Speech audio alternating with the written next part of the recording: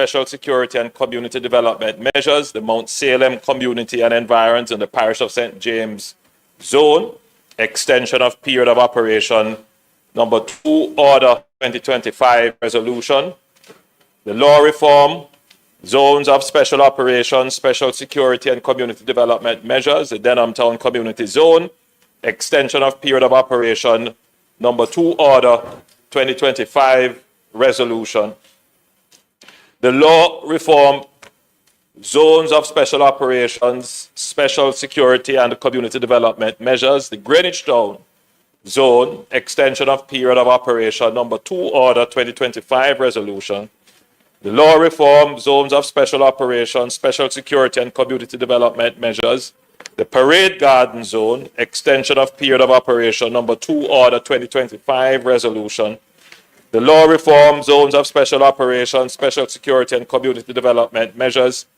the Norwood Community in the Parish of St. James Zone, extension of period of operation, number 2, Order 2025 Resolution, the law reform, zones of special operations, special security and community development measures, the Savannah Zone, extension of period of operation, number 2, Order 2025 Resolution, the law reform, zones of special operations, special security and community development measures, the Augustown Zone, extension of period of operation, number 2, Order 2025, which were all laid on the table of the House of Representatives on the 9th day of December 2025. Madam Speaker, I beg to give further notice that at a later stage today, I will move for the suspension of the standing orders to enable me to take these motions. Thank you, Prime Minister. Notice is about presentation of bills without leave of the House. First obtained, Minister Williams. Thank you, Madam Speaker. Madam Speaker, I now move for the suspension of the standing orders to enable me to take the first reading of a bill shortly entitled the Financial Investigation Division Amendment Act 2025. Members, the question is that the standing orders be suspended to allow the Minister to take first reading of the bill. Those in favor? Those against? The ayes have it, Minister. Madam Speaker, I now move that a bill shortly entitled the Financial Investigations Division Amendment Act 2025 be read a first time. A bill shortly entitled the Financial Investigations Division Amendment Act 2025 read a first time. Madam Speaker, I beg to give notice of second reading of the bill. Thank you, Minister. Public business.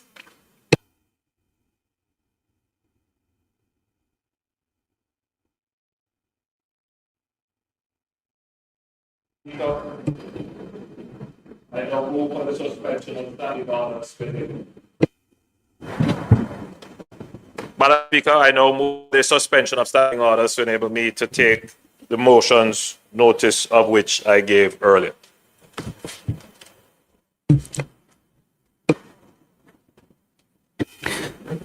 The question is that the standing orders be suspended to enable the Prime Minister to take the motion, notice of which he gave earlier. Those in favor? Those against? The ayes have it. Prime Minister, you may start the debate.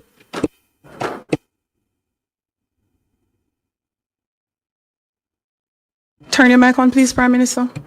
Madam Speaker, what I am about to present is beyond debate.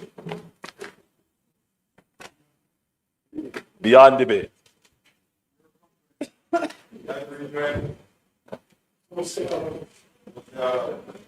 Madam Speaker, I come before this Honourable House not merely to seek the extension of the zones of special operations, but to affirm unequivocally that we are winning the war against violence in the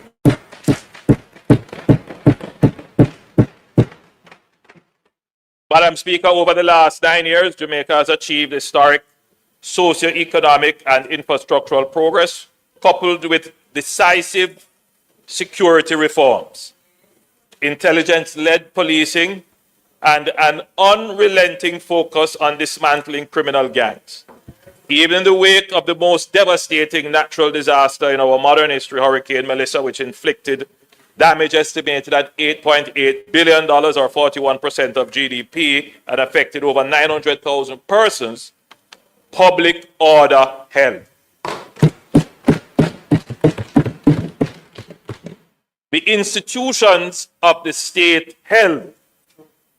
Our security architecture held.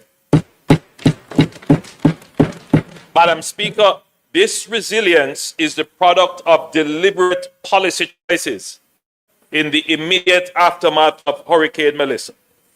Despite widespread displacement, disruption of livelihoods, and infrastructure damage, the security forces reported no widespread breakdown of law and order. Outside of 3 isolated incidents of looting, which were swiftly contained, Jamaica did not descend into chaos.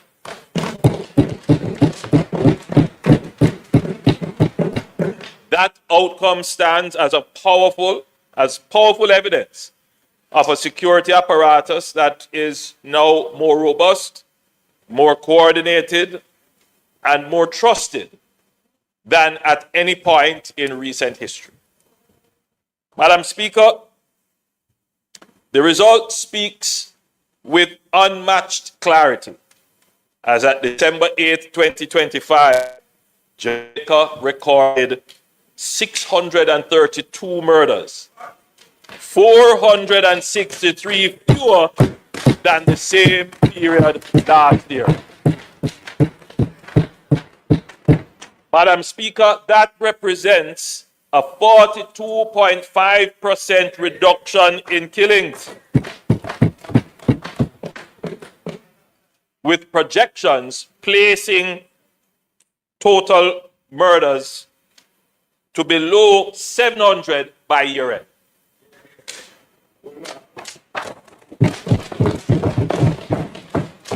Shootings are also down 32%. These are numbers Jamaica has not seen in over 3 decades.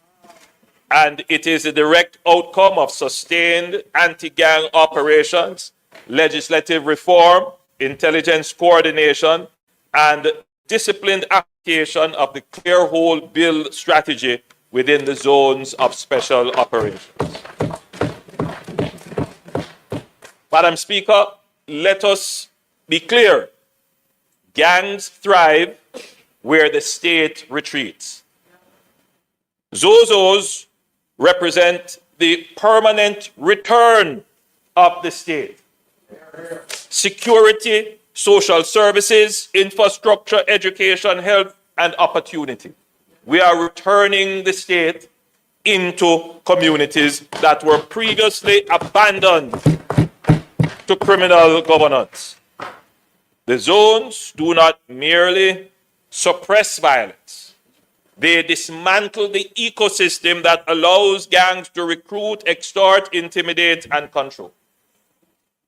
Madam Speaker, even as we register historic gains, we remain sober about the risks. Hurricane has undoubtedly created new vulnerabilities: displacement, economic shock, psychological trauma, and opportunities for criminal exploitation. This is precisely why Zozos are more relevant now than ever. They harden communities against regression. They prevent shocks from becoming opportunities for gangs to reassert control. They protect the gains that Jamaicans have sacrificed to achieve. Madam Speaker, the road ahead requires discipline, endurance, and national unity. Security is a continuous building exercise. And this is why the government has made and will continue to make major financial and institutional investments in the zones of special operations. These investments have already delivered measurable reductions in serious violent crimes, tangible physical transformation, and sustained support for citizens whose lives were once defined by fear. Madam Speaker, through the Clear Hole Bill framework enshrined in the law reform legislation, the state clears gangs from spaces, holds that space with reinforced security, and then builds lasting social and economic infrastructure. This is how we permanently restore meaningful citizenship, dignity, and lawful authority.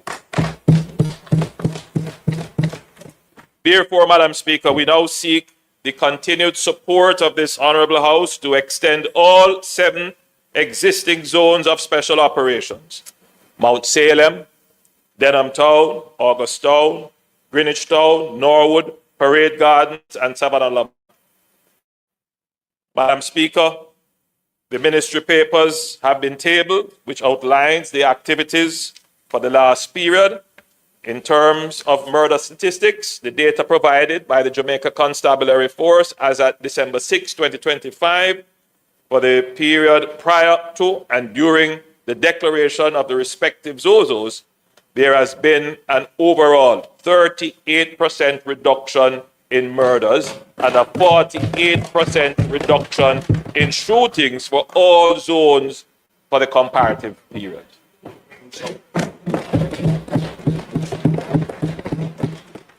This extension will be an affirmation of success and a declaration of resolve. Madam Speaker, Jamaica has turned a corner. We are no longer managing violence. We are breaking its back.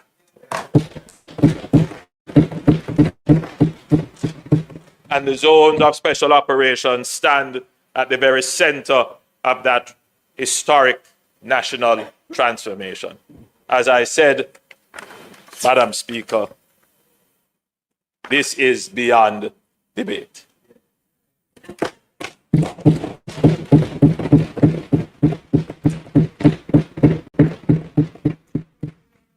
Since I've been obliged, Madam Speaker, I will take it very quickly, since I've been obliged. Prime Minister, I saw. That was very quick. Member from St. Catherine South. Oh, you were first. Member from St. James Central. Member from St. James Central.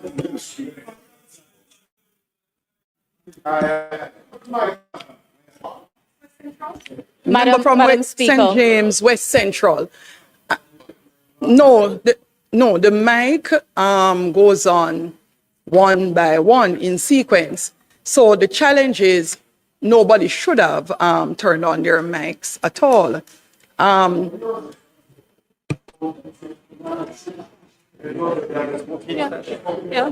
Yes. And member from St. James Central, West.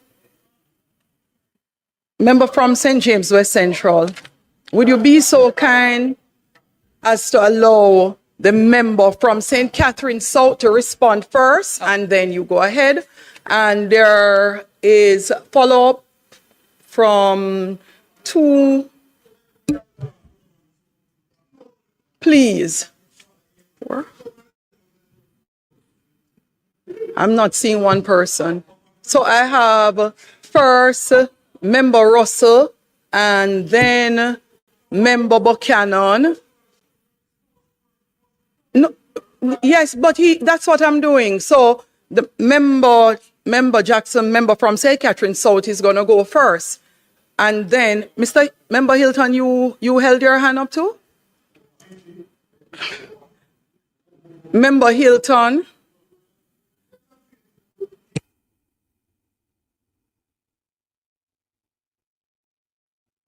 So members, would you be so kind as to turn off all your mics? Thank you. Member from St. Catherine South, you go ahead first, please. Thank you, Madam Speaker. Prime Minister, I saw you were gesturing to open and close immediately without allowing for participation. But I take that as an oversight on your part. You know, those of you who just run through here have too much talk. Don't.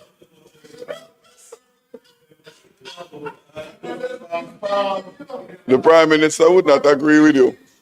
You should keep your mouth shut. You're lucky I never come to St. Thomas. Member from St. Catherine South. You must control the member. No, madam. you must control Yes. your mouth in the house on the mic.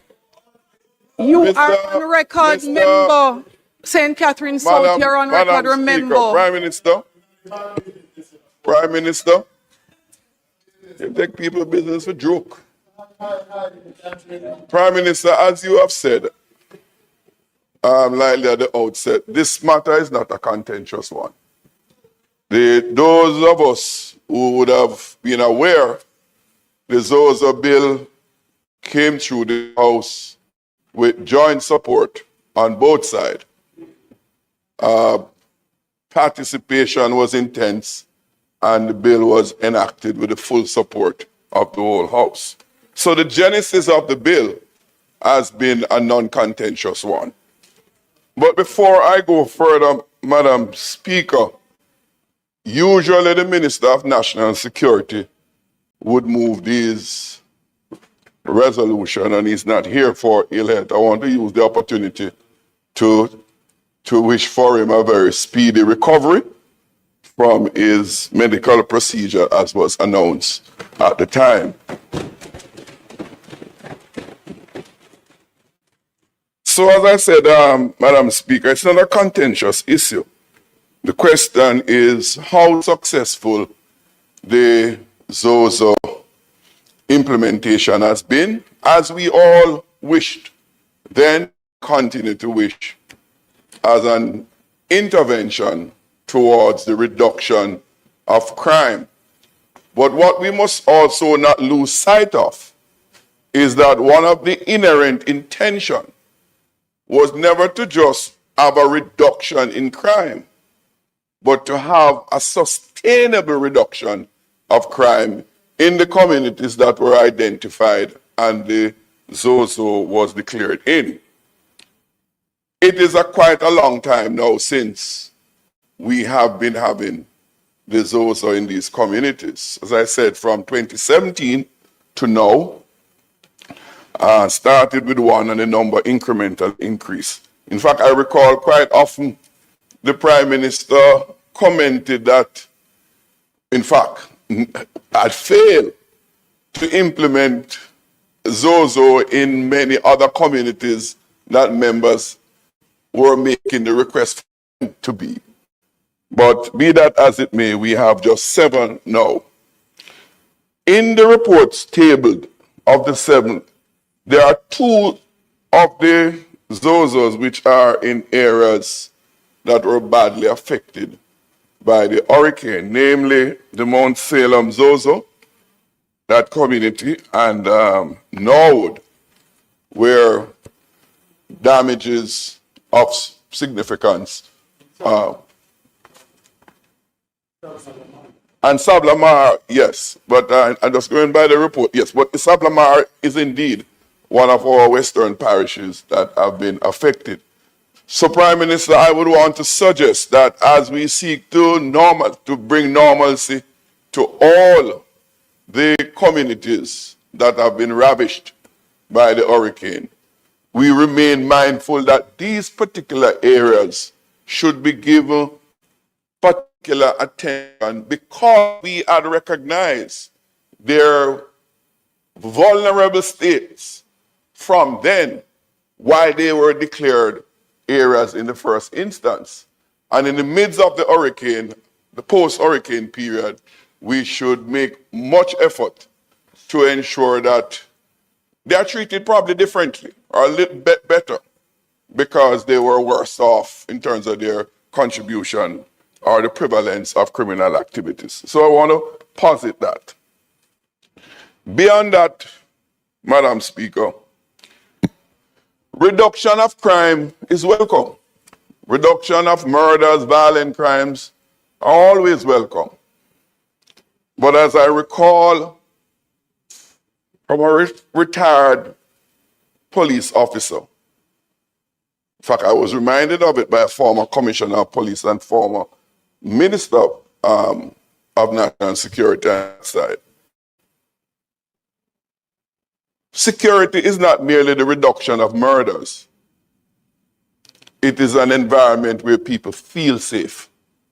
In other words, the numbers can go up very high and people still feel very unsafe. And we have experienced that in the country and vice versa. The numbers can go down of significance, which we want them to go. But what is also important is that we generate an environment of safety, of sense of security by our citizens. That's not an idea of mine. It's a well-established phenomenon. We can either decide to accept it and be guided by it, or we ignore it. Madam Speaker, we want to ensure that as the number of murders and violent crimes in general go down, that the reduction is sustainable. And we have always said there must be other interventions to ensure that sustainability. In fact, even the Zozo was considered one form of social intervention in that regard. If we embrace that as a critical input, then we must endeavor to deepen it and widen it so that the sustainability can be achieved. So I want to posit that we not just focus on the numbers that go down, but to ensure the sustainability. It is two shufflers to make for a dance. Madam Speaker, we are coming from a point where much effort been made via states of emergency to reduce crime. And we saw that never gave us any result. In fact, ironically, the period that is being referred to by this reduction is the period since we have not had states of emergency. There's a direct correlation between both. That is not my opinion. You might not like it, but it's a matter of fact. So, but interestingly though, Madam Speaker, with the welcome reduction in murders, we have a significant increase in killings by the police. We can't ignore that. And if we do it at our own perils. So that must not be ignored. And that brings me to the other question, which has detained many Jamaicans. In fact, the Prime Minister, you yourself have made reference to it in not so long ago. The body-worn cameras. You have publicly voiced your support for the widespread implementation of body-worn cameras. Where are we with that? And it would be useful if you, Prime Minister, or anyone in the pertinent ministry can provide that update, and not only an update, but a roadmap, a schedule, so that we know when we are going to get where. It's not enough to say we are working on it, plans are afoot, all efforts are being made, because the truth of the matter, that has been said for quite a long time. But we are where we are. And to my knowledge, my information, we are way from fully implementing that. So I want to posit that for your consideration and response, Prime Minister. But talk about body-worn cameras, and it's all about SOE. The ZOZOs is all about crime reduction. And as I said earlier on, ensuring an environment of safety throughout our communities, and particularly in our public spaces and vulnerable areas. And that brings me, Madam Speaker, to the question of the CCTVs. Again, there has been open acknowledgement. The minister from Western St. Mary, when he was the minister in charge of the portfolio, made a celebration of the launch at the National Arena. He invited me then and I attended and gave full support. Spokesman and everything. So the then Minister of National Security made huge promises then about the rollout of closed circuit television throughout the country. Where are we with that? Again, it is incumbent on us to ensure that we have more and more safe and secure public spaces throughout the country so that our people can traverse their communities, traverse the country, and feel safe in their country. So I put it to you, Prime Minister, that would be welcome. It is and always been the commitment of the opposition to work, to collaborate towards ensuring that Jamaica becomes a safe place and remain a safe place by sustainable measures that are implemented. And I give my support to the passage of the resolution that is before us. Member from West Central St. James. Speaker. Mr. Speaker, I rise to support all 7 extension of period of operation resolutions. I just wish to focus on the resolution in respect of the Mount Salem zone of special operation. Mr. Speaker, the Mount Salem zone is the first zone, and it is the example by which the success of the law and all other zones has been judged. I note that the mandatory statutory report, which is contained in Ministry Paper 48 of 2025, speaks to an initial assessment post Hurricane Melissa, and that focuses on damage to the Mount Salem Primary School. I would like to use the opportunity to ask for a full assessment of the damage done within the zone, and to also, through you, Mr. Speaker, to the Prime Minister, ask for a convening of the Social Intervention Committee for the Mount Salem Zozo, and to remind that we have a major outstanding matter in respect of the Comfort Land Regularization Program, which has been far advanced, but its completion has been overtaken by a number of other matters along the way. And I wouldn't want the passage of Hurricane Melissa to further displace the completion that must be done.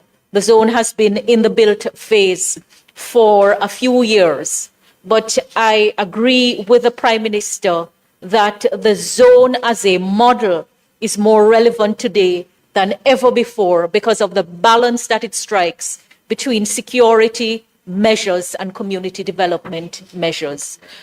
It is a law that has worked very well in the context of Jamaica. And I think my friend, the member from St. Catherine South, memory is a little hazy. It wasn't as smooth as he said, but in the end, the value of the framework has been celebrated on both sides, but it didn't start off smooth. Member from St. and Southeastern.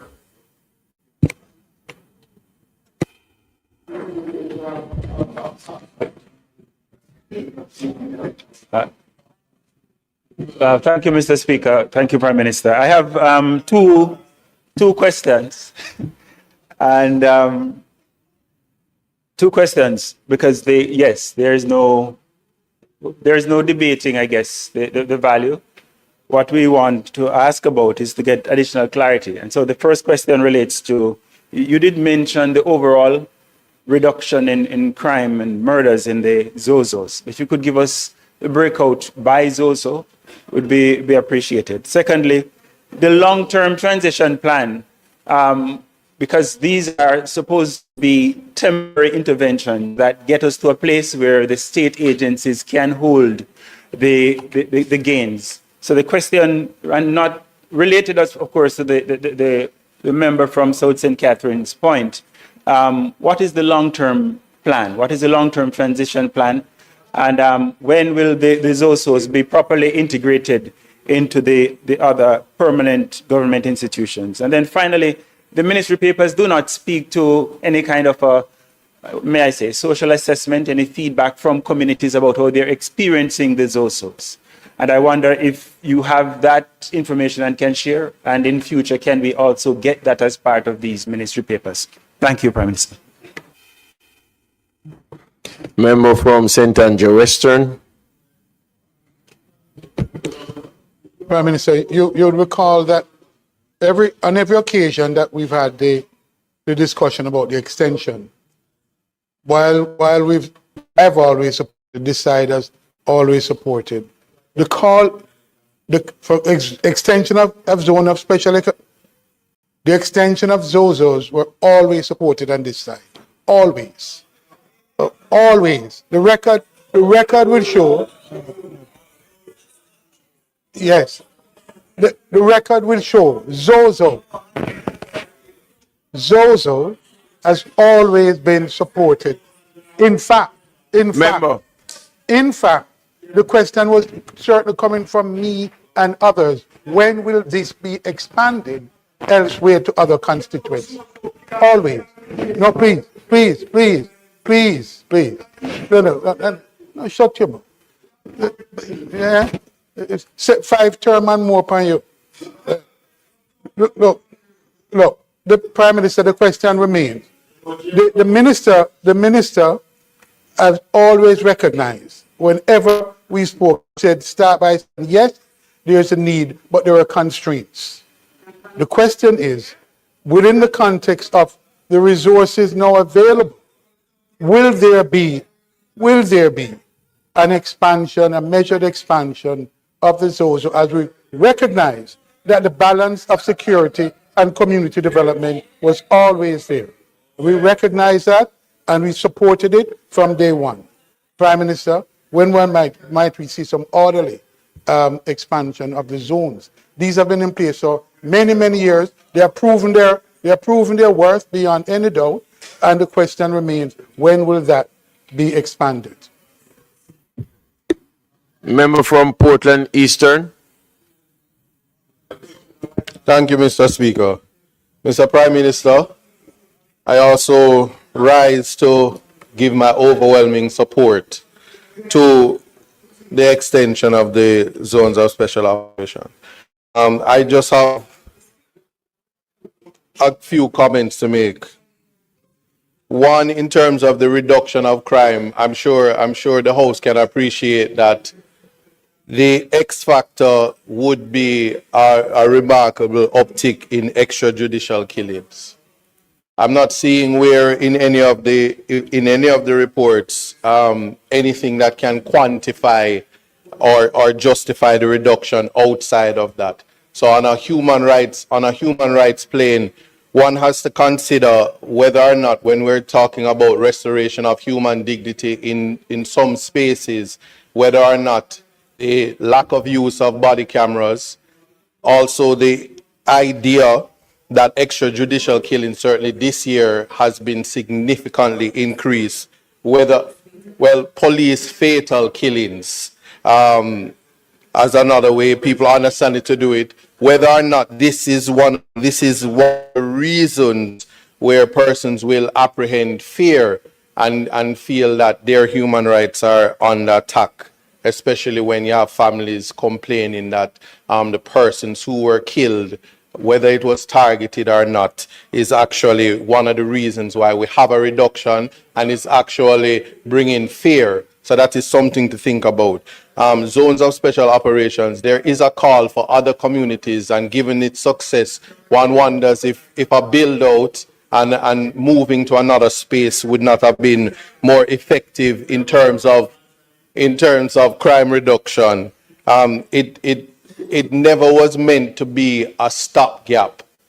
And Mr. Prime Minister, infrastructure is not a marker of changing the human aspect of a community. It is actually whether or not, when we look at, for instance, in one of these spaces, a smart bus stop for $4.7 million, if that is what is envisioned in terms of uplifting the morale of a community and changing the criminal aspects. So in terms of community in terms of community empowerment, what we want to change is social behavior and actually have persons within the community feel a sense of pride and feel a sense of upliftment in spaces, not no, except for the fact that one wonders if the if the extension is not given. I'm hearing myself respectfully. If the extension is not given, Mr. Prime Minister, the fear is we will regress into a situation where all the work would have been to naught because the persons in the actual community, there's no evidence that's saying that the lives of the persons are being uplifted, but rather there is regulation in a space that borders constitutionality. And so I'm asking you to consider, as we continue to say, I support what is being done, but whether these reports will be a little bit more targeted in saying that that these markers are being met, and again, whether there are timelines for exiting a particular community and intervention starting in other communities. That's the best. And then attribution for reduction, Mr. Prime Minister. It's important that we for public knowledge that we have exact statistics or insights as to the attribution for reduction that can be credited to the zones. Thank you. Thank you, Mr. Speaker. Thank you, members, for your participation. Let me start with the member from Portland Eastern. In terms of attributions, we are ourselves contemplating a study to be done on the zones of special operations. It has been in operations now heading into almost 8 years, and I believe it is time for an empirical review to be done, and we have started along that lines already. So we will have a review done, an empirical study done on the zones of special operations, and that will give us more information as to how we can improve this strategy. The member mentioned increase in police killings was also alluded to by the member from St. Catherine South, and I will say this: the police force has become far more effective in doing its job.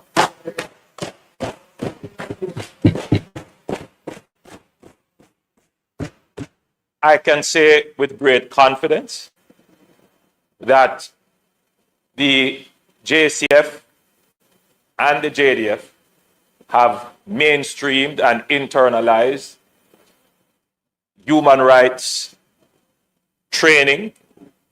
It is part of their doctrine. It is part of their leadership culture. And they do try, as far as they can, to protect lives, including the lives of criminals.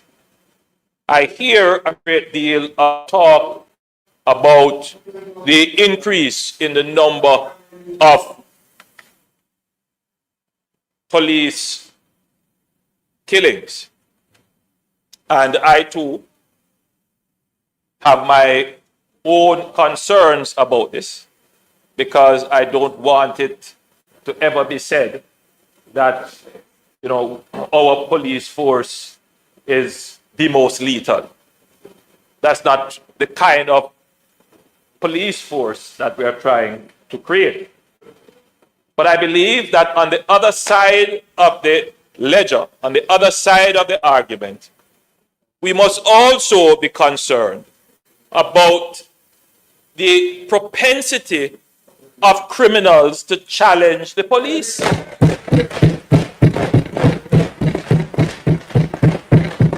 don't hear anyone saying, why are these criminals shooting at the police?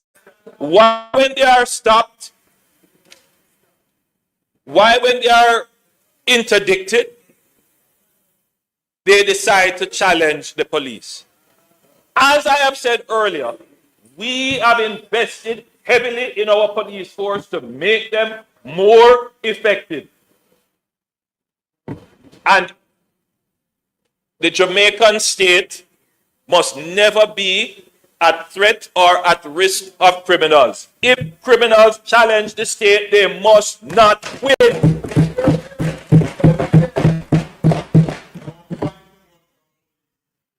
Our police officers must go home to their families safely. That's right. So, whilst we do have our concerns, and we have put systems in place, both internally at the leadership level, we support INDECOM and its own operations. We encourage the internal review and use of force policy in the JCF. When we meet in the National Security Council, these are matters that are discussed because we want our police force to, more than anything else, serve, protect, and preserve life. This is also a message to the criminals.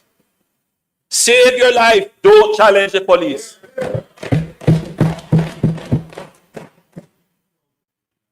So I'm hopeful that I have put that to bed. There is, Mr. Speaker, some duplicity in the arguments presented by the opposition. First, there is a call for more technology. Where are the cameras? Both body-worn and closed-circuit cameras, Jamaica Eye. We need the greater use of technology to improve security in public spaces and improve the outcomes of interactions between the police and the citizens. And I support this fully.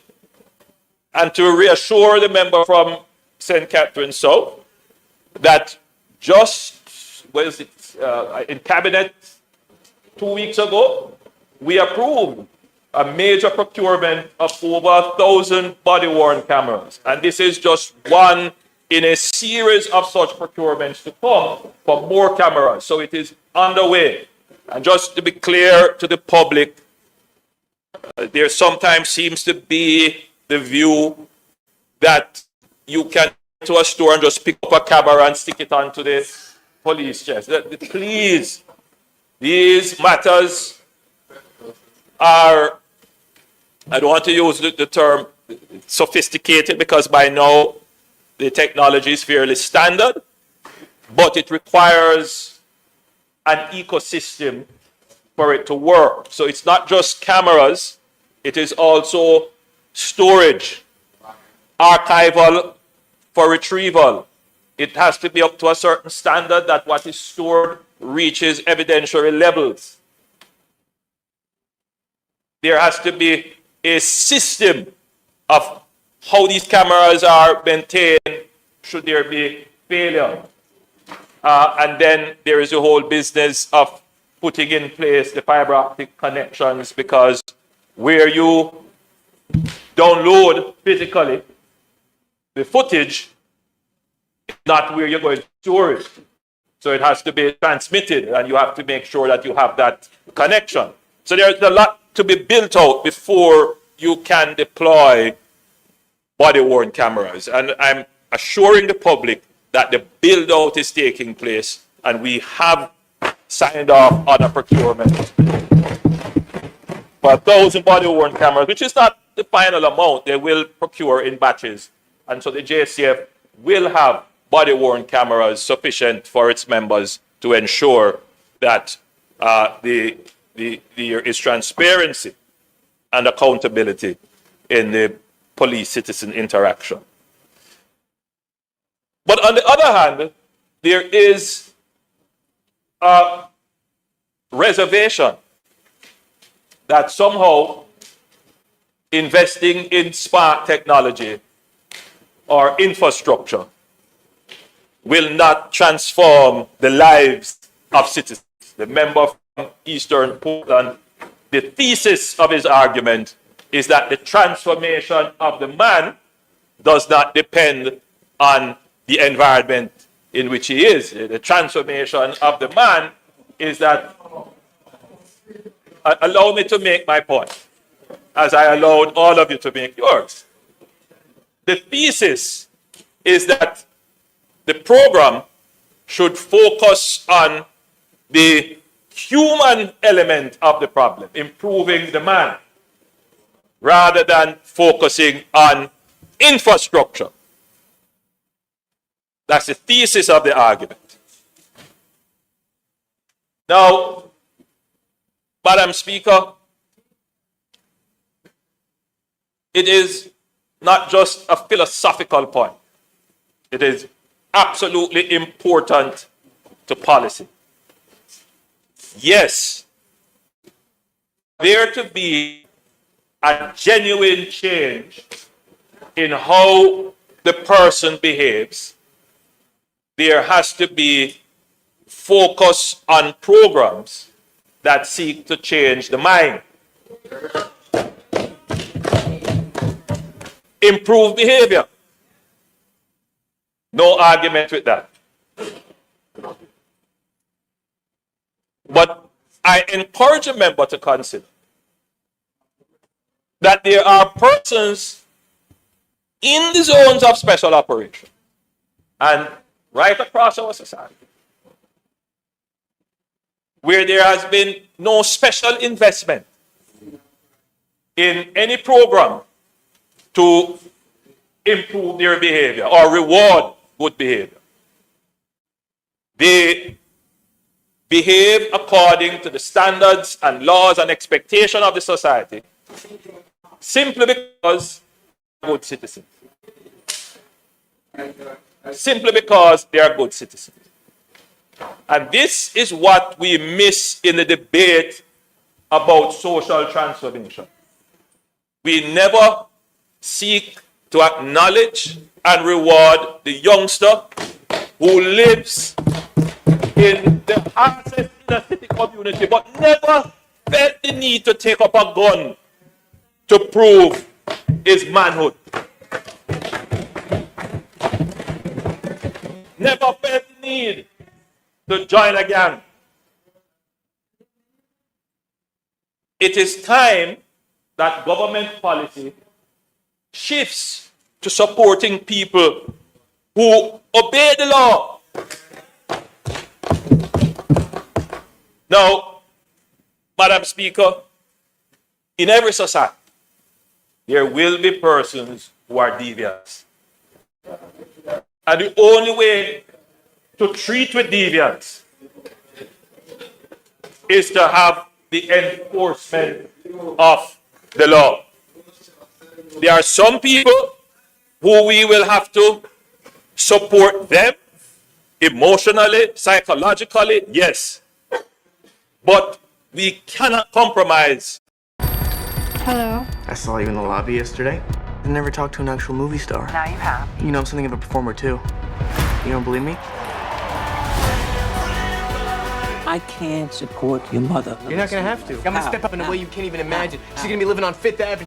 And that is what the zones of special operation is about. We are going into communities. We are breaking up the ecosystem of criminality. We are putting in place the infrastructure to ensure that there can be enforcement. And we are also putting in place the social intervention that will ensure that no one can have an excuse to say it is because of my social marginalization why I am in crime. And to also ensure that those people, though socially marginalized, who have not gotten involved in crime, that they are also supported. That is what the zone of special operation. So, Madam Speaker, the member from St. Andrew Western, I consider him my brother and neighbor. His point, unlike my sister from Success. We are all one family in St. Andrew. Madam Speaker, member from St. Andrew Western asked, so if the program has worked so well, why not expand it to other communities? And as I stand here and I ask members, tell me a community where murders are increasing year on year. In your constituency, Tony?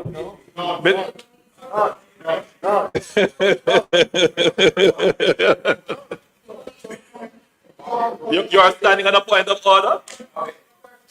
Clarification. Not necessarily about... Member from St. Andrew Western. Thank you, Madam Chair. It's not simply about as we speak, part of the challenge we're having is the amount of the more times when the police intervene to close off social programs, parties, and other things that people, because they are shooting in the neighborhoods, and that happens certain frequently. I'm not talking about the number that crime is spiraling out of control. It's just happening sufficiently that it feels like suppression is taking place. What the member is clarifying. But the bill, the resolution that we are debating is on the zone of special operation. The zone of special operation has a threshold, a trigger for which the measures can be applied. And one of the triggers would be that there is an increasing number of murders in a community. And one of the reasons why we haven't put in more zones is because we no longer have communities that meet that trigger threshold. Now, if members reflect on this is a major change from 2016 when we started to contemplate and actually implement it in 2017. Because then, Madam Speaker, we identified 20 communities in which we would have to implement zones of special operation. 20 communities. To the point where the member from St. Andrew South, after he came on board, because he only recalled from St. Catherine South, he only recalled when, there was agreement. But there was a time, especially when the bill was being debated, and the member from St. James West Central can tell you that there was significant opposition to the bill. But good sense prevailed. And when the effectiveness of the program was manifest, the member, because when he was speaking, I went online and looked for some of the reports. And there's a report of the member asking for more money to be given to the zones of special operations. So, Madam Speaker, why was this necessary? Because the program was so successful that everyone agreed they would like to get a zone of special operations. We didn't have enough money to expand the program. But, Madam Speaker, the programs, the zones that have been implemented have worked so well that they have had an impact on other communities. So there is no question, Madam Speaker, that zones of special operations have worked so well to the point where we cannot now identify a community that requires a zone of special operation. A major transformation of the criminal landscape in Jamaica. The member from South St. Catherine also pointed out, falsely so, that the states of public emergency did not result in a reduction in crime. Again, bringing a falsehood onto the national platform. That is absolutely not true. I am not calling the member a liar. I am merely saying what he said was not true. Between 2018 and 2019, when the first SOE was declared in St. James, murders declined by 70%. In fact, every year that we have used the SOEs, murders have declined. In 2020, the former leader of the opposition and myself agreed that that being an election year, we would not seek the extension of the SOE. Without the extension of the SOEs, murders began to rise again. These are the facts. So, again, as I've said, Madam Speaker, I am going to make it a point of duty to dispel all the falsehoods that are being placed in the public domain. The member, again from St. Catherine South, asks that special attention be given to the communities that are under zones of special operation impacted by Hurricane Melissa. And the answer is yes. In fact, we are going to be focusing on them through the Jamaica Social Investment Fund. And in the reconstruction phase, they will get the special attention that they need. There are actually 3 communities that would be impacted. It would be Mount Salem, Norwood, and South. Now,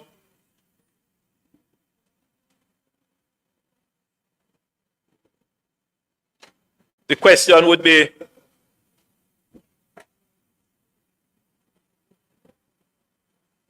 I believe I've answered all the questions. So, but Member Russell, you had something? The question about, I dealt with your question on the attribution, which would be stakeholder feedback. So we're going to do a study. We're going to do an academic study on the Zozo to see how well it works, and that will take into consideration the feedback of stakeholders. So, Madam Speaker, it is my great pleasure to have participated in this debate. I think it was very meaningful in elevating the national conversation and providing information to the public. May it please you, Madam Speaker, so I therefore move the motion be accepted and the 7 zones of special operations be affirmed or approved. Thank you. The question is that the motions, we have several of the Zozos, notice of which the Prime Minister gave earlier, all be approved. Those in favor? Those against? The ayes have it. Thank you, members.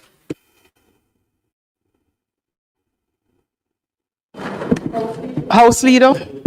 So, Madam Speaker, it is not intended to do any further business today. Just to say that we do expect that this will be the final sitting before Christmas. We will break and return in January unless there's an urgent and pressing matter. So I would want to take the opportunity to wish you, Madam Speaker, and members of the House and the team headed by the clerk all the best for the Yuletide season and for them to keep safe.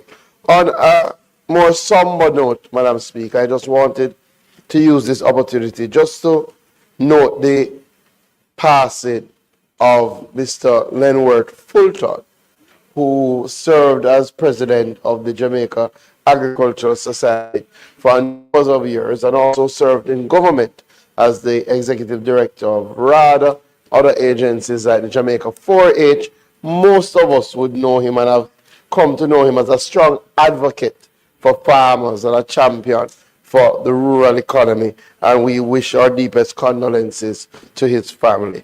Just to remind members, as you have indicated, that next week, even though there will be no parliament, we intend to use next week, Tuesday, to have a presentation from the Integrity Commission, which is very important in light of the fact that there is a requirement for statutory declarations to be filed by the 31st of December, especially it's for requirement for all of us. And I would urge all of us to come and engage with the new leadership of the Integrity Commission. That said, may Parliament be adjourned for a day to be fixed. Oh.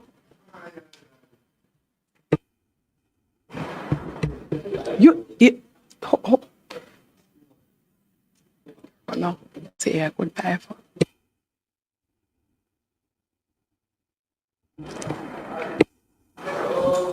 Thank you, Madam Speaker. You may proceed. On behalf of this side of the House, I would also like to join with the House Leader in wishing a very Merry Christmas to the clerk, staff of the House of Parliament, and indeed all the members of this House.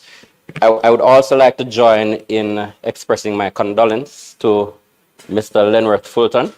I worked with him when I was a director at the National Youth Service on a number of agriculture programs, some that are still in existence. And it is a great loss to the people of Jamaica.